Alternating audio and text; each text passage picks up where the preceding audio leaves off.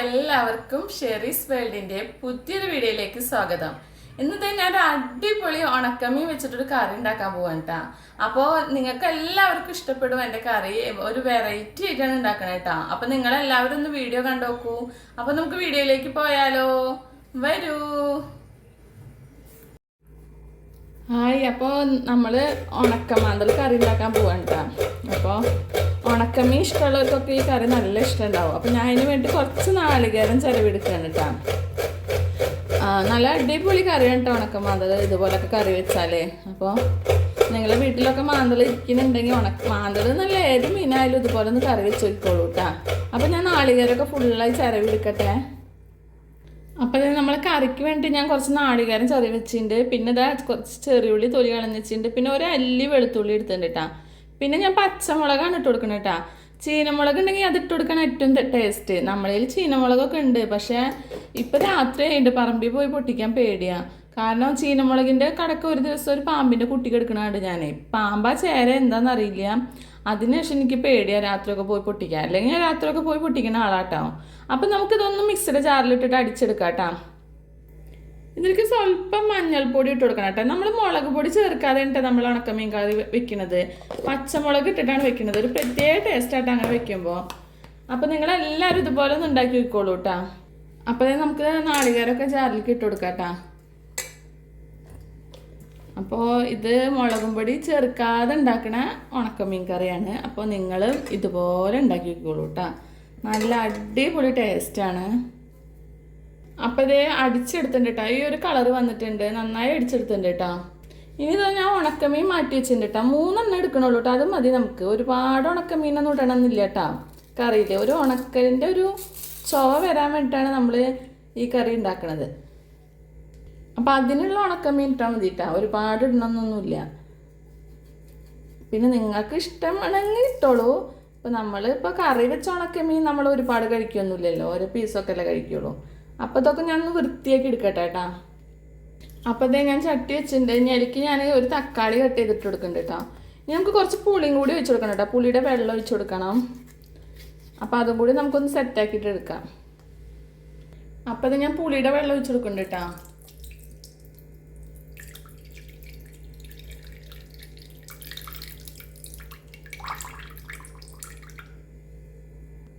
നാളികേരം ഇട്ട് കൊടുത്തിട്ടുണ്ട് ഞാൻ. ഇനി നമുക്ക് അതിൽ അരപ്പൊക്കെ ഉണ്ടല്ലോ. അപ്പോൾ ഒന്ന് വെള്ളം ഒഴിച്ചിട്ട് സെറ്റാക്കിയിട്ട് എടുക്കാം. അപ്പോൾ ഇത് അരപ്പൊക്കെ സെറ്റാക്കി ഉണ്ട് കേട്ടോ. ഇനി നമുക്ക് കറിവേപ്പില ഇട്ട് കൊടുക്കണം.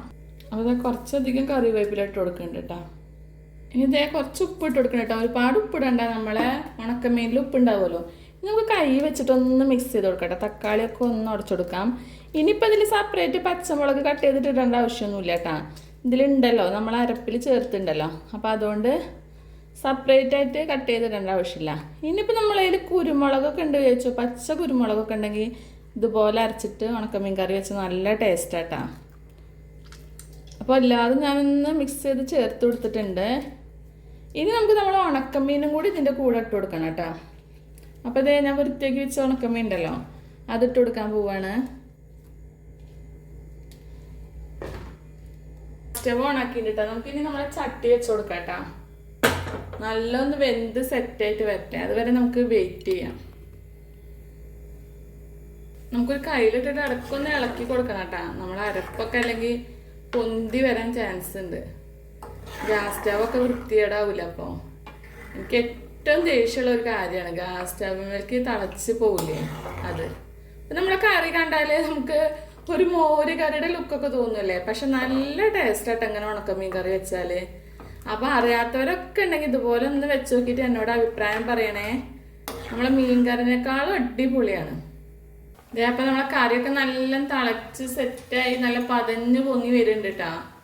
നല്ല മണം വരുന്നുണ്ട്. നല്ലൊരു അടിപൊളി കറിയുടെ മണം വരുന്നുണ്ട്.